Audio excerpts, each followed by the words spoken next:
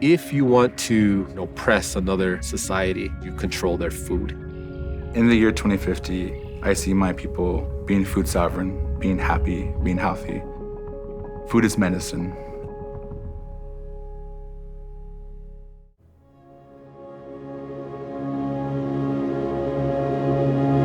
Being Lakota is it's being proud of who you are. It's being a good friend. It means that you're going to share the teachings that you were taught from your family. It's almost like a responsibility. Be a good relative. But it's a challenge. If you want to completely subjugate and oppress another society, one of the first things that you do is you control their food. Beginning with the mass slaughter of the buffalo, about $2 trillion worth of wealth has been extracted from our people. We still tried to maintain some of our hunting practices, but we were still dependent on treaty rations. Food and the access to our treaty rations was used as a means of control. In order for us to regain our power, we have to regain our food.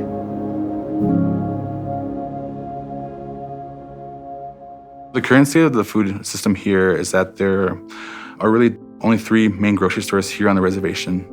The community members there have to make round trips of 20 to 40 miles just to get to a convenience store or a grocery store. The produce that you find isn't the best quality. People also live in multi-family households.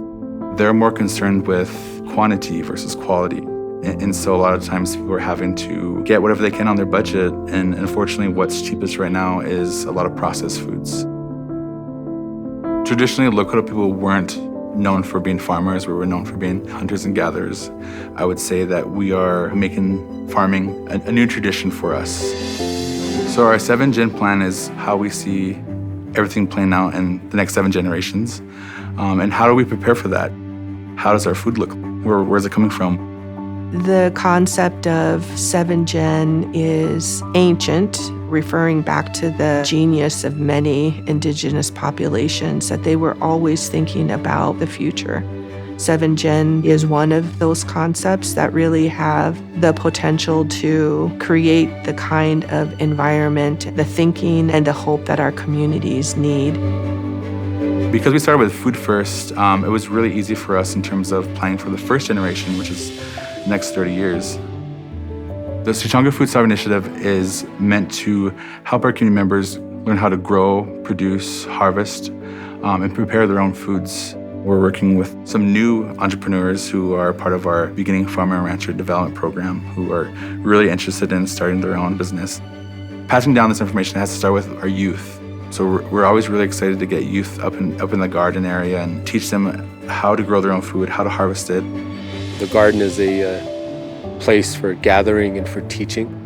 We also have a geodesic, geothermal greenhouse. We were able to grow some of these exotic foods that we would normally have to get shipped in from other countries and other parts of the United States. And so for us, this is just a way to reclaim some of that system that we aren't normally a part of. And what we're trying to do now also is adding the regenerative piece to it and making sure that we're not putting chemicals into the ground. We're always really trying to leave the land better than how we found it. Food is medicine. And so we are really trying to change people's mindsets and perspective around food and really trying to build that connection with food again. It's really supposed to feed your soul, your emotional health, your spiritual health. That concept is what we chose any. So it's like all-encompassing health. Our vision to create a sustainable, regenerative, culturally appropriate food system for our people in the region by growing our own food, by embracing regenerative agricultural practices, by bringing buffalo back.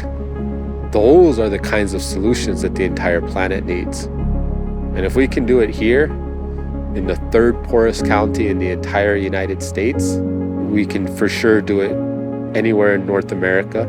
And I believe that we can do it anywhere in the world.